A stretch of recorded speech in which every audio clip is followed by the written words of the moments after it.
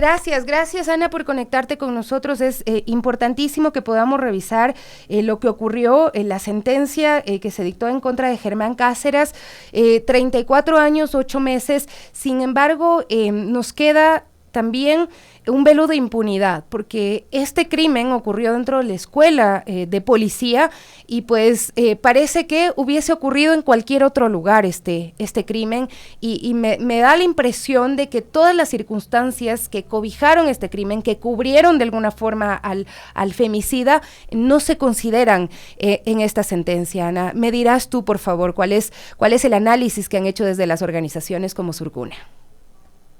Gracias, Sofi. Creo que estamos de acuerdo con lo que tú dices, si bien la sentencia de Germán Cáceres es una sentencia ejemplar y además rápida, porque muchas veces en estos procesos tarda mucho tiempo la obtención de justicia, sí creemos que es insuficiente, porque el caso de María Belén Bernal pone en debate la incapacidad del Estado de responder y de proteger a las mujeres, y al darse en una instancia como la escuela de policía, además pone en debate la responsabilidad del Estado cuando este tipo de cosas suceden en estas instituciones públicas, ¿no?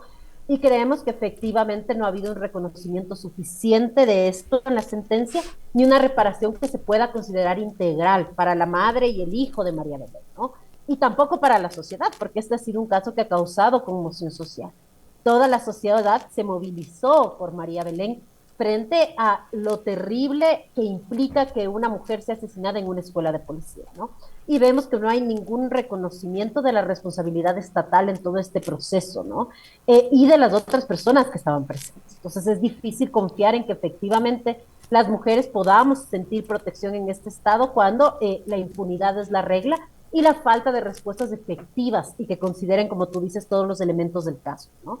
Esto es lo que nos frustra un poco del caso de María Belén, sin dejar de decir que creemos que la lucha de Elizabeth ha sido muy importante y esta sentencia también es una sentencia que deja un ejemplo, ¿viste?, de lo que tiene que pasar, de la forma que tienen que resolver este tipo de casos, ¿no? Con celeridad, con rapidez y poniendo e intentando efectivamente que las que estén en el centro son las víctimas y sobrevivientes. Pero de alguna forma termina reforzando todas esas expresiones que se dieron desde los ministros en su momento, Carrillo, cuando decía que era un crimen horrendo pero humano al fin, algo así fue lo que dijo, esa fue su expresión. Diego Ordóñez también, las cosas que dijo sobre las mujeres desestabilizadoras, mencionaron que el único responsable en su momento, Juan Zapata, salió también a decir que por favor ya no le digan policía a Germán Cáceres, que ya no es policía, que es un mal elemento, pero alejando mucho toda la responsabilidad institucional, es decir, nadie se hace cargo de lo que pasó y es como que incluso la misma sociedad también en su momento le ha dicho a Elizabeth, entre tantas cosas revictimizantes que ella ha tenido que aguantar, ya tiene a su yerno, él es el responsable, ya no moleste más. Y esto también creo que como sociedad nos queda también por considerarlo y por cuestionarnos como sociedad qué es lo que pensamos sobre los casos de femicidio en Ecuador.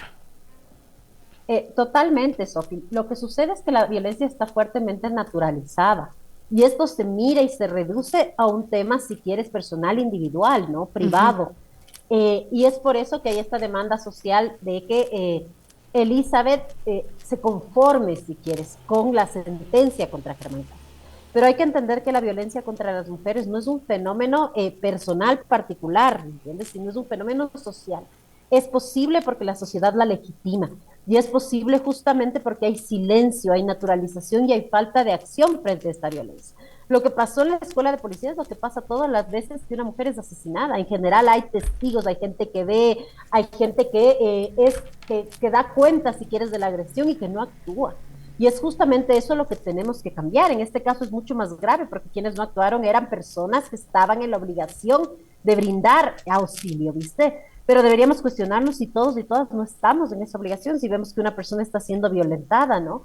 y si tenemos la posibilidad de actuar para efectivamente defenderla, ¿no? Entonces creo que el problema es justamente que la violencia contra las mujeres se reduce al tema privado, se reduce a lo personal, a lo individual y no se mira como un tema social. Que Y eso es lo que mientras se no decía. Debieron llamar al ECU 911 porque no era asunto de ellos, por más que haya sido una escuela de policía donde estén policías, donde estaba el teniente Camacho, que aparentemente por lo que se pudo conocer del audio abrió la puerta y Cáceres le dijo, ándate, cierra la puerta, ándate.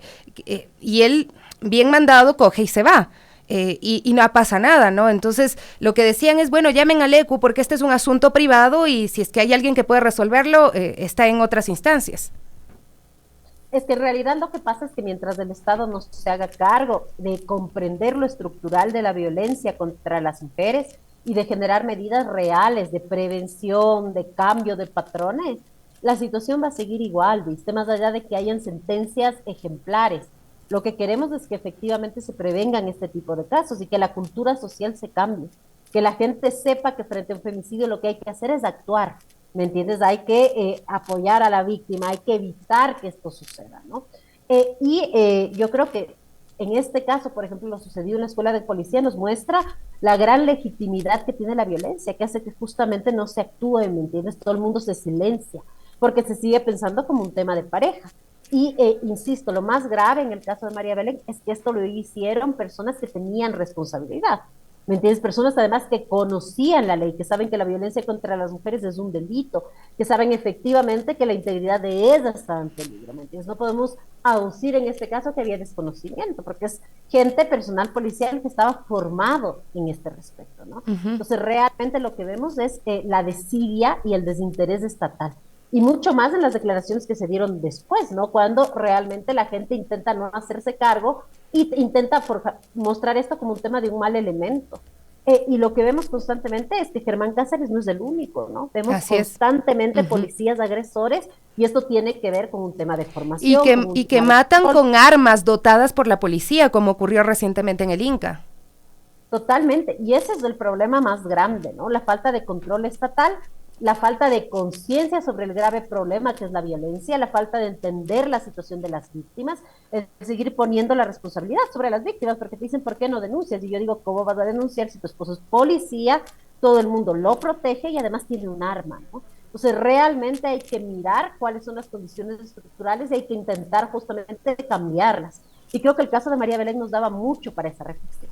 Y el Estado le ha quedado corto, incluso a los jueces, porque si bien en el derecho penal se sanciona a personas, en las medidas de reparación se podrían haber generado, si quieres, medidas ejemplarizantes para que este tipo de situaciones no vuelvan a repetirse y para que efectivamente la responsabilidad estatal sea reconocida y la madre de María Belén y su hijo puedan ser reparados porque el Estado no fue capaz de proteger. Esta medida, tú decías, no cumple totalmente con la reparación integral y aquí es necesario que la ciudadanía trate de entender lo que significa la reparación integral, porque hubo incluso titulares de prensa muy revictimizantes que de alguna forma y notas completas que de alguna forma priorizaban el testimonio de Germán Cáceres, de que se mostraba arrepentido, de que incluso culpaba a María Belén que no se puede defender en ese juzgamiento, en este momento, y la tachaba de agresiva, entre otras cosas, para poder mermar su responsabilidad en este caso.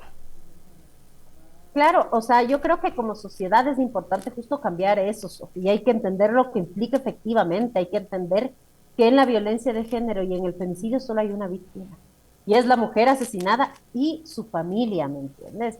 No son los agresores no son víctimas, ¿me entiendes? Son personas que conscientemente están tomando la decisión de hacer una acción, ¿viste? Y esta acción es atentar contra la vida, es generar actos de violencia, y esto tiene que ser reconocido de esta forma. Lamentablemente, como te digo, socialmente la violencia está legitimada, y en vez de poner el peso de la violencia en el agresor, se lo pone en la víctima. ¿Qué hizo? ¿Cómo estaba vestida? ¿Cómo actuó? Y esto es justamente lo que explica lo que hizo Germán Cáceres, ¿no? Este intento de defenderse acusándolo a ella, porque eso es usar la forma social instalada. Lo que hay que hacer es justamente cambiar esos imaginarios, Sofi, porque efectivamente ninguna mujer puede ser, si quiere, responsable de la violencia que vive.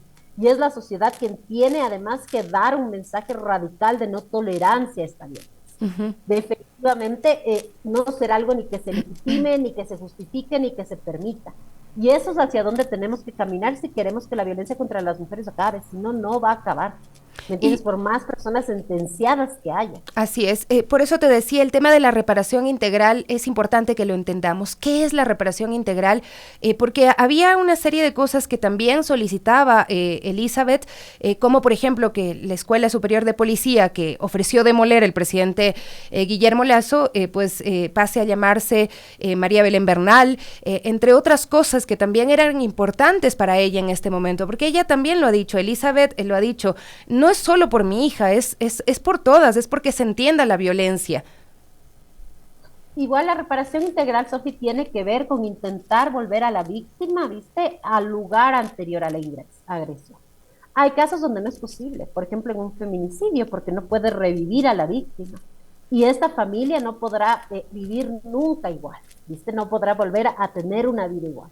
Sin embargo, hay que tomar todas las medidas para intentar que sea lo más similar posible. Y la reparación integral incluye 5 dimensiones. Por un lado, el tema de rehabilitación, que es todo el tema psicológico, el apoyar a la familia efectivamente a romper el trauma que implica una muerte violenta como esta. Por otro lado, el tema de satisfacción, por ejemplo, medidas simbólicas, como la que tú dices, ¿no? Que la escuela de policía se llame María Belén Bernal, poner un busto, poner una calle, algo que permita que se reconozca socialmente lo sucedido, ¿viste? Esta lucha por verdad, por justicia, por reparación, ¿no? Después tenemos las medidas de no repetición, que yo creo que son de las más importantes, que son medidas macro, ¿viste? Que tienen que impedir que esto suceda. Entonces, dentro de las medidas de no repetición, los jueces pueden hacer lo que quieran, ¿viste? Podrían haber pedido, por ejemplo, que todos los oficiales de policía sigan un currículo que les permita detectar la violencia, que sepan cómo actuar, que reciban sensibilización en género. Ellos pueden pedir lo que quieran, porque son medidas para garantizar que esto no se repita. ¿Viste? Lo que pasa es que no reconocen que el problema no es solamente que Germán mató a María Belén. El problema es que había una escuela llena de personas con obligación de defenderla, de ayudarla, y no la socorrieron. El problema es que la violencia está naturalizada y que se ve como algo normal y legítimo. Y ahora... El problema es que estamos pensándola como algo familiar, ¿viste? Ese es el problema. Ahora, Ana, además uno dice 34 años, 8 meses de prisión, es una pena larga, ¿no? Como la sentencia de 25 años de prisión para David Piña por el femicidio de Karina del Pozo y ya ha obtenido su prelibertad. Es decir, eso no es garantía de que él va a cumplir realmente una prisión larga, que va a estar en la cárcel mucho tiempo. Claro, yo creo que es importante, Sofi, mirar que efectivamente, por un lado, la sanción y la verdad y la justicia son súper importantes, y por otro es importante también que hayan estas penas ejemplarizantes, ¿viste? Porque eso permite que estos casos no se vean como menores. Lo sucedido con David Piña, si bien él ha pedido una medida legal, muestra efectivamente cómo el Estado es incapaz justamente para mirar las situaciones concretas y para proteger de esas situaciones, ¿no? Si bien se han cumplido unos requisitos, supongo, para que le hayan otorgado la prelibertad, porque hay un proceso legal, sería bueno también entender en qué contexto se dio este asesinato de Karina del Pozo, qué pasó con ella, toda la crueldad que se infiltró, y pensar esto también cuando pedimos estas medidas, ¿viste? En qué casos deben aplicarse y en qué casos no, para lograr garantizar, si quieres, también justicia para las víctimas. Si bien yo estoy muy a favor, dice que haya un debido proceso, que hayan derechos para las personas acusadas, también creo que tienen que haber para las víctimas. Lamentablemente nuestro sistema penal no garantiza, si quieres, estas condiciones de no revictimización a las víctimas, ni siquiera su participación en estas audiencias de prelibertad, de libertad condicionada, cuando su voz debería ser fundamental, quizás no para determinar la medida, sino para mirar si está segura, si ha recibido amenazas o no, qué otras medidas debe tomar el Estado si vamos a liberar a un feminicida. ¿Me entiendes? Como en el caso de David Piña, ¿no? Entonces creo que esto es lo que le falta a nuestro sistema de justicia para responder de manera adecuada, si quieres, a la realidad de las víctimas. Así es. Y tú bien mencionabas que en el caso de Karina del Pozo hay que recordar que fue tan cruel su caso que de alguna forma propició que en el país se incluya en el COIP la figura y el delito de femicidio. Y ahí hay 3 responsables, ¿no? que fueron sentenciados. Pero en el caso de David Piña llama mucho la atención porque hubo toda una campaña como para generar también lo mismo que con Germán Cáceres en su momento, cuando incluso salió gente a decir que bueno, que estaba borracho y se le pasó la mano, que hubiera pasado si no estaba borracho, entre otras cosas, ¿no? Pero igual con David Piña hubo hasta documentales, me parece, de alguna forma mermando su responsabilidad, pero es algo que legalmente no pudieron demostrar porque apelaron en varias oportunidades. Totalmente. Lo que pasa con David, viste, es un nuevo ejercicio que tienen muchas defensas, muchos abogados, defensores, viste, de limpiar, si quieres, la imagen del agresor. A David se lo ha vendido como una víctima, como que él fuera, ¿me entiendes?, una persona primero acusada injustamente y después como que él fuera la víctima de todo un caso mediático, cuando en realidad la evidencia afirma claramente que él fue responsable de la muerte de Karina. Pero además cuando se conoce que Karina no fue la única víctima de estos tres sujetos, hay muchas mujeres que denuncian violencia sexual y agresión por parte de los tres. Y hay muchos testimonios que ubican a David, si quieres, como, si quieres, uno de los principales del grupo, ¿no? Uno de los que tenía más influencia. Pero realmente lo que hemos visto es cómo el poder mediático, la posibilidad, ¿me entiendes?, de generar este perfil de inocente, puede efectivamente limpiar, si quieres, el nombre de una persona, incluso cuando ha cometido un delito tan profundamente violento y cruel como el que sucedió con Karina del Pozo.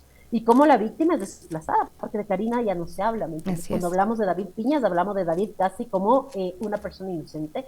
Yo estoy absolutamente segura de su culpabilidad, porque he visto ese expediente y porque sé que, y además a mí me llama mucho la atención, Sofi, cómo han logrado montar una campaña tan grande, ¿viste? Y me pregunto, ¿quién está detrás? ¿Quién está poniendo el dinero? Porque personas inocentes en la cárcel pueden haber muchísimas, ¿viste? Pero cómo justamente se le detectó, cómo se decidió hacer un documental sobre él en concreto, por qué Teleamazonas, que es un medio corporativo gigante, decidió hacer todo un especial sobre el caso de David Piña, no de Karina del Pozo, ¿no? Y cómo todo esto se enmarca, ¿viste?, en una estrategia que tiene que ver no solo con liberarlo, sino con declararlo inocente, ¿no? Y esto, si quieres, puesto sobre la familia de Karina, sobre el dolor de la familia de Karina, que es quien es expuesta a esta revictimización constante, ¿no? Y quien desaparece de todo el relato, porque si tú miras todo lo elaborado alrededor de David Piñas, la única voz ausente es la de la familia de Karina, es la de la víctima real, ¿me entiendes? Es la de Karina del Pozo, que no está, y la de su familia, y de todo lo que pasó con el impacto de la violencia feminicida en sus vidas. Y eso es lo lamentable, ¿viste? Que en nuestra sociedad basta con que alguien diga, no, pobrecito, es inocente, y estos sentidos comunes son tan fáciles que terminamos teniendo una sociedad que defiende y encubre agresores. Así Y es es, lo que ha pasado ayer, caso de Cáceres, como de Piña. así es. Joana Abad ponía un tuit en la que ella decía, Karina, tú no me conociste, pero tu agresor a mí me partió la nariz. Ella ya borró el tuit, entendemos que también por temor, porque la persona está ya pues con esta medida de prelibertad y hay que recordar que él incluso se volvió como que muy amigo de Daniel Salcedo en su momento, lo vimos ahí justo después de la muerte de Efraín Ruales, entonces hay muchas cosas que a uno le hacen pensar si realmente dentro de la cárcel decían que él estaba aislado y otros temas que vuelven también mucho temor para las otras víctimas que tú estás mencionando de David Piña, que en este momento, pues no sé qué papel tendrán, qué estarán haciendo, pensando, Joana, por ejemplo, en que ya ha obtenido la prelibertad, quien a ella le partió la nariz. Totalmente. Lo que pasa también, viste, es que no hay un Estado que proteja a las víctimas, lo que yo te decía, viste, la justicia penal está centrada en garantizar el debido proceso para el agresor, pero debería garantizar también ese debido proceso para las víctimas, viste, para que ellas sean protegidas, para garantizar que efectivamente, si hay que dar estas medidas sustitutivas, porque la ley lo establece así, que no sea, si quieres, en contra de la seguridad de las víctimas, que se les pueda precautelar en realidad, que se las pueda cuidar en realidad, que es lo que nos sucede. Entonces, yo lo que creo que hay que decirles ahora a las víctimas de David es que estamos con ellas, que nosotras les creemos y que estamos para acuerparlas, ¿no? Entiendo que el miedo puede ser muy fuerte, porque efectivamente es lo que sucede cuando un agresor es liberado. Las víctimas tienen mucho miedo a lo que pueda pasar, pero es importante que sepan también que estamos en otro momento y que ahora tenemos la posibilidad de acuerparlas a partir de un movimiento grande, que efectivamente va a intentar con todos sus recursos también protegerlas, ¿no? Y creo que es importante también que se tenga claridad de que cosas como la que nos ha contado por Twitter esta compañera son importantes, que tienen que hacer parte de la historia y que es lamentable que lo haya tenido que borrar, porque ella, lo dijo claramente, recibió amenazas para tener que borrar. Entonces, es muy lamentable que en este contexto de una persona supuestamente inocente es liberada, lo que suceda con las personas que tienen criterios disidentes, si quieres, es que sean amenazadas. Ujú. Y la pregunta es ¿por qué y cómo? Porque mucha gente alrededor del caso de Karina del Pozo no quiere hablar de las agresiones que sufrió justamente por el tremendo miedo que tienen contra David Piña y sus compañeros, ¿no? Ujú. Porque efectivamente ellos tienen una reputación de agresores desde la universidad. Cualquier persona que haya compartido con ellos la universidad te puede contar la reputación que ellos han tenido y las agresiones que supuestamente han generado, que se han manejado con mucho silencio por el miedo que la gente tiene de estos señores. Y hay que dejarlo claro, para cerrar, Ana, que la prelibertad no significa una declaratoria de inocencia de David, sino el cumplimiento de una opción que tienen las personas privadas de la libertad, ¿no? Totalmente. David Piñas no ha sido declarado inocente, simplemente ha recibido un beneficio penitenciario. Habría que mirar, eso sí, Sofi, creo yo, cuáles son las condiciones. Porque realmente, si tú miras el caso de Karina del Pozo, puedes mirar que el único que ha recibido todos los beneficios, todos, ha sido David. Desde estar en una cárcel de lujo, como es la cárcel 4, hasta obtener un beneficio de la prelibertad sumamente rápido, ¿no? Ujú. Entonces sí hay que cuestionarse porque en el caso de otras personas presas, este tipo de beneficios demoran tanto y en este tipo de casos, en este caso en concreto, todo ha sido tan ágil y célebre, ¿no? Ujú. Entonces, efectivamente creo que nos deja mucho que pensar.